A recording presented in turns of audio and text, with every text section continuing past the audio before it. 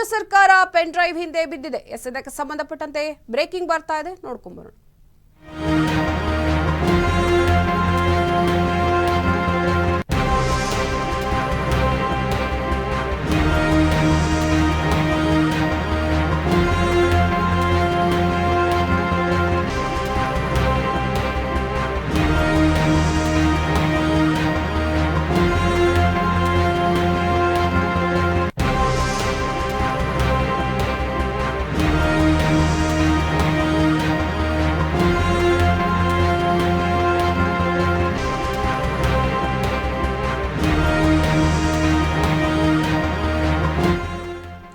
ರಾಜ್ಯ ಸರ್ಕಾರ pen drive ಹಿಂದೆ ಬಿದ್ದಿದೆ.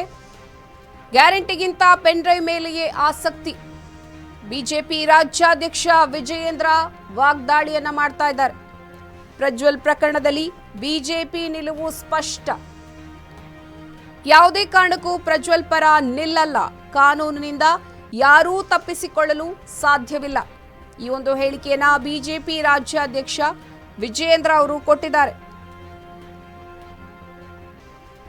ಒಟ್ಟಾರೆ ರಾಜ್ಯ ಸರ್ಕಾರ ಪೆನ್ ಡ್ರೈವ್ ಹಿಂದೆ ಬಿದ್ದಿದೆ ಅನ್ನುವಂತಹ ಆರೋಪವನ್ನ ಇದೀಗ ಬಿಜೆಪಿ ರಾಜ್ಯಾಧ್ಯಕ್ಷರಾಗಿರುವ ವಿಜಯೇಂದ್ರ ಅವರು ಹೇಳ್ತಾ ಇದ್ದಾರೆ. ವಾಗ್ದಾಳಿಯನ್ನ ನಡೆಸ್ತಾ ಇದ್ದಾರೆ.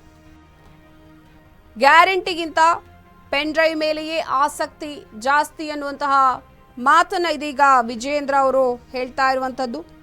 ಕಾಂಗ್ರೆಸ್ನವರ ಮೇಲೆ ಒಂದು ವಾಗ್ದಾಳಿಯನ್ನ ನಡೆಸ್ತಾ ಇದ್ದಾರೆ. ಕಾಂಗ್ರೆಸ್ನವರು ಭ್ರಷ್ಟರು ಅನ್ನುವಂತಹ ಹೇಳಿಕೆಯನ್ನ ಕೊಡ್ತಾ ಇದ್ದಾರೆ.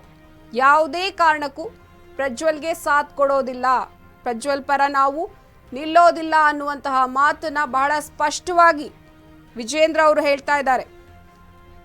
ಕಾನೂನಿಗೆ ಯಾರೂ ದೊಡ್ಡವರಲ್ಲ, ಕಾನೂನಿನ ಮುಂದೆ ಯಾರೂ ತಪ್ಪಿಸಿಕೊಳ್ಳೋದಿಕ್ಕೆ ಸಾಧ್ಯವಿಲ್ಲ, ಕಾನೂನಿನಿಂದ ಯಾರೂ ತಪ್ಪಿಸಿಕೊಳ್ಳೋದಿಕ್ಕೆ ಸಾಧ್ಯ ಇಲ್ಲ ಅಂತ ಬಹಳ ಸ್ಪಷ್ಟವಾಗಿ ವಿಜಯೇಂದ್ರ ಅವರು ವಾಗ್ದಾಳಿಯನ್ನ ನಡೆಸ್ತಾ ಇದ್ದಾರೆ. ಪ್ರಜ್ವಲ್ ವಿರುದ್ಧ ಲೈಂಗಿಕ ದೌರ್ಜನ್ಯ ಕೇಸ್ ತನಿಖೆ ಬಹಳ ಚುರುಕಾಗಿ ನಡೀತಾ ಇದೆ.